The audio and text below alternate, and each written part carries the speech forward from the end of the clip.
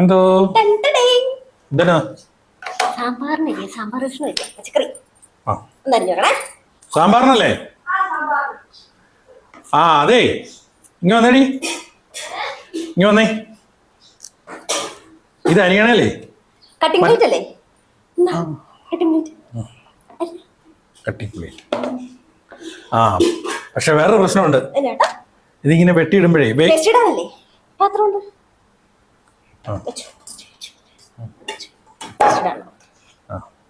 എനിക്ക് കുഴപ്പമില്ല. ഇത് അരിഞ്ഞിടാൻ പാത്രം ഉണ്ട്, അതുകൊണ്ട്